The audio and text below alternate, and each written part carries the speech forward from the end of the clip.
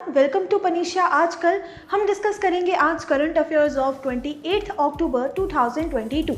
तो चलिए स्टार्ट करते हैं हेडलाइंस के साथ। Indian navy conducts maritime exercise with Singapore at Visakhapatnam. Delhi airport emerges as world's 10th busiest airport. Shefali Janeja elected as chairperson of UN's Air Transport Committee. Odisha CM launches Safal Common Credit Portal for farmers. Fiji to host 12th World Hindi Conference in year 2023. Tata and Airbus to manufacture C-29 transport aircraft for IAF in Gujarat. Reliance become first Indian company to post earning calls on metaverse. Starting with our first news, हमने discuss करना है maritime exercise के बारे में जो conduct करवाई गई है इंडियन नेवी एंड सिंगापुर के बीच में at the coast of Visakhapatnam. Visakhapatnam में इस एक्सरसाइज को करवाया गया है। इस पर्टिकुलर ईयर 2022 में 29th एडिशन करवाया गया है Singapore India maritime bilateral exercise का, जिसकी एब्रिविएशन बनती है सिम्बेक्स, दैट इज SIMBEX। ये पर्टिकुलर एक्सरसाइज विशाखापट्टनम में करवाई गई है 26 अक्टूबर से लेके जो चलेगी टिल 30th अक्टूबर तक। इस एक्सरसाइज को 2 फेसेस में कंडक्ट करवाया जा रहा है, जिसका जो पहला फेस है जिसका नाम है हार्बर फेस, वो हुआ है विशाखापट्टनम में 26 अक्टूबर एंड 27 अक्टूबर को। और इसी एक्सरसाइज का दूसरा फेस जिसका नाम है सी फेस, ये होगा in Bay of Bengal from 20th October to 30th October. ये एक पर्टिकुलर मैरीटाइम एक्सरसाइज कंडक्ट करवाई जाती है दोनों कंट्रीज की नेवीज के बीच में, ताकि दोनों कंट्रीज की नेवीज में आपस में कोऑर्डिनेशन को इंक्रीज किया जा सके एंड फ्रेंडली रिलेशंस को डेवलप किया जा सके।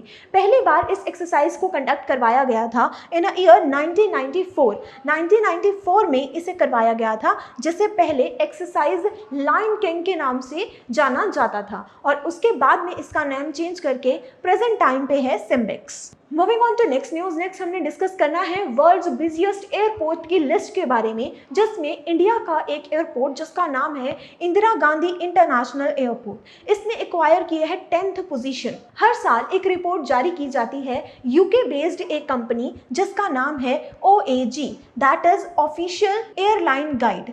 इस पर्टिकुलर फर्म के एनालिटिक्स रिपोर्ट के हिसाब से जो भी एयरपोर्ट ज़्यादा नंबर ऑफ कस्टमर्स को सर्व करता है उसे बिजिएस्ट एयरपोर्ट का टाइटल दिया जाता है, और नंबर ऑफ सर्विंग्स के हिसाब से इन्हें एक रैंकिंग प्रोवाइड की जाती है। और इसी रैंक में इस बार 2022 के लिए इंडिया के इंटरनेशनल एयरपोर्ट जो कि इंदिरा गांधी एयरपोर्ट है ऑफ न्यू दिल्ली, उसने 10th पोजीशन को एक्वायर कर लिया है। इससे पहले पिछले साल अक्टूबर 2019 में जब ये रिपोर्ट रिलीज की गई थी, उसमें इस पर्टिकुलर एयरपोर्ट का रैंक 14 था। तो अब इसने अपनी रैंक को और इम्प्रूव करते हुए 10th पोजीशन एक्वायर कर ली है। और 2022 की इस लिस्ट में टॉप जिस एयरपोर्ट ने किया है उसका नाम है Hartsfield Jackson Atlanta international airport of US।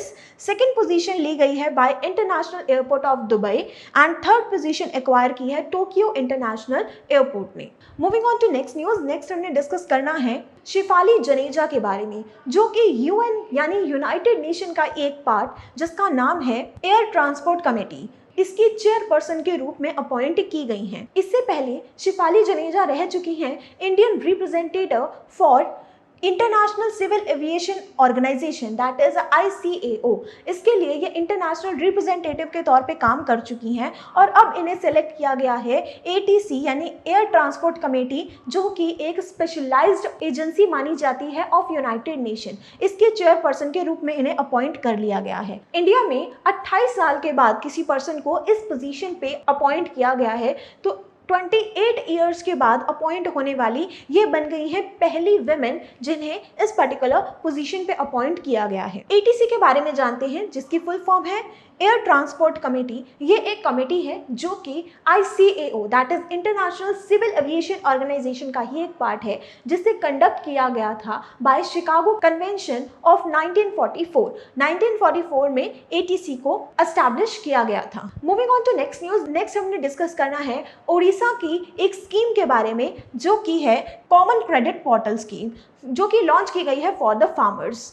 Odisha के चीफ मिनिस्टर जिनका नाम है नवीन पटनायक, तो इन्होंने अभी अभी एक स्कीम लॉन्च की है कॉमन क्रेडिट पोर्टल सफल के तौर पे, जो कि फार्मर्स को एक फैसिलिटी प्रोवाइड करने वाली है। जितने भी स्टेट के फार्मर्स हैं उन्हें इजी वे में लोन प्रोवाइड किया जा सकता है, वो भी एक पर्टिकुलर पोर्टल पे सारी की सारी सर्विसेज को एक साथ कंबाइन करके लेकर आई है Orissa government. And after this announcement सफल बन गया है India's first online agriculture credit facilitation portal for the farmers को क्रेडिट प्रोवाइड करने वाले पहले पोर्टल के रूप में सामने आया है सफल की फुल फॉर्म भी हमें पता होनी चाहिए, that is simplified application for agricultural loans. इस पर्टिकुलर पोर्टल में जो जो सर्विसेज इंक्लूडेड हैं उनमें से जो सबसे ज़्यादा हेल्पफुल है फार्मर्स के लिए वो ये कि वो 300 से भी ज़्यादा लोन प्रोडक्ट्स को खरीद सकते हैं और ये सारी सर्विसेज उन्हें 40 बैंक से मिलेंगी, यानी 40 बैंक्स इस पर्टिकुलर स्कीम के अंडर लिस्टेड हैं। और इसी एक सिंगल पोर्टल के ऊपर उन्हें पूरी तरीके से सारी की सारी इंफॉर्मेशन एक कंबाइंड वे में प्रोवाइड होने वाली है related to the demand and disbursal of formal credit. Odisha के कुछ स्टैटिक पॉइंट्स की तरफ नजर डालते हैं। ओडिशा की कैपिटल है भुवनेश्वर, इसके चीफ मिनिस्टर का नाम है नवीन पटनायक और इसके गवर्नर जो इस टाइम के प्रेजेंट हैं इनका नाम है गणेशी लाल।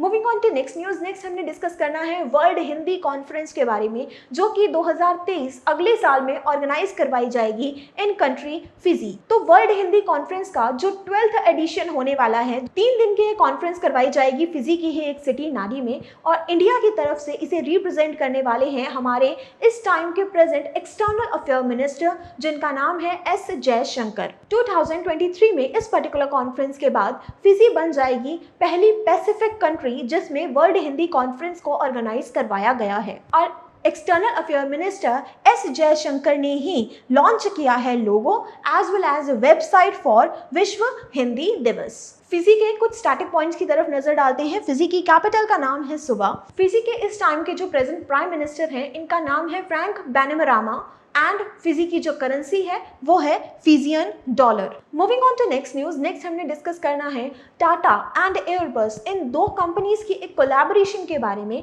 जिस पार्टनरशिप के अंडर ये मैन्युफैक्चर करने वाले हैं C295 ट्रांसपोर्ट एयरक्राफ्ट इन गुजरात की ही एक सिटी वडोदरा में इस पर्टिकुलर ट्रांसपोर्ट एयरक्राफ्ट को मैन्युफैक्चर किया जाएगा जिसका नाम है C295 और ये एयरक्राफ्ट मैन्युफैक्चर किया जा रहा है for IAF that is Indian air force. पहली बार इस तरीके का कोई प्रोजेक्ट इंडिया में लॉन्च होने वाला है जहां पर एक डिफेंस एयरक्राफ्ट को मैन्युफैक्चर करने की रिस्पॉन्सिबिलिटी प्राइवेट कंपनीज की पार्टनरशिप को दी गई है और फर्स्ट टाइम इसे मैन्युफैक्चर करेगी partnership of Tata and Airbus. इस पर्टिकुलर कॉन्ट्रैक्ट के हिसाब से 16 एयरक्राफ्ट इन्हें डिलीवर करने हैं of of fly away as well as 40 aircraft will be manufactured in India. इस पूरे प्रोजेक्ट की जो टोटल कॉस्ट डिसाइड की गई है इसका बजट तय हुआ है ऑफ 21,935 करोड़ और साथ में ये भी अनाउंस किया गया है कि इस पर्टिकुलर ट्रांसपोर्ट एयरक्राफ्ट को सिविलियन पर्पस के लिए भी इस्तेमाल किया जाएगा। ये सिर्फ और सिर्फ डिफेंस पर्पस के लिए नहीं होंगे बल्कि सिविल पर्पस के लिए भी इसका इस्तेमाल किया जा सकता है। नेक्स्ट हमने डिस्कस करना है रिलायंस इंडस्ट्रीज लिमिटेड के बारे में जो कि बन गई है पहली इंडियन फर्म जो अपने अर्निंग कॉल्स को पोस्ट करने वाली है ऑन मेटावर्स। तो इस पूरी न्यूज को समझने से पहले हमें ये पता होना चाहिए कि मेटावर्स होता क्या है। मेटावर्स का मतलब होता है एक वर्चुअल स्पेस, एक वर्चुअल जगह, एक वर्चुअल वर्ल्ड जहां पर कनेक्टिविटी को एस्टैब्लिश किया जाता है वर्चुअली। फिजिकली कोई भी पर्सन आपस में एक दूसरे के साथ कनेक्टेड नहीं होता, वर्चुअली एक दूसरे से कम्युनिकेट किया जाता है और पूरे के पूरे वर्चुअल स्पेस को मेंटेन किया जाता है। और इसी पर्टिकुलर आइडिया को लेकर आई है रिलायंस कंपनी अपनी फर्म में जहां पर वो अर्निंग कॉल्स के बारे में अपने स्टेक होल्डर्स के साथ डिस्कस करेगी ऑन मेटावर्स प्लेटफॉर्म। इसी पर्टिकुलर काम के लिए रिलायंस इंडस्ट्रीज लिमिटेड ने अपनी सेकेंड क्वार्टर की अर्निंग कॉल्स को भी मेटावर्स पे पोस्ट करना स्टार्ट कर दिया है और ऐसा करने वाली ये फर्स्ट इंडियन फर्म बन चुकी है। ये मेटावर्स अर्निंग कॉल्स किसी भी डिवाइस पर करी जा सकती हैं, चाहे वो मोबाइल हो, लैपटॉप हो या फिर कोई और इलेक्ट्रॉनिक डिवाइस हो। और इस पर्टिकुलर प्रोजेक्ट में रिलायंस इंडस्ट्रीज लिमिटेड के साथ पार्टनरशिप में है जी-मैत्री। तो ये हमने देखे current affairs of 28 October 2022। I hope आपके लिए ये इन्फॉर्मेटिव रहेगा।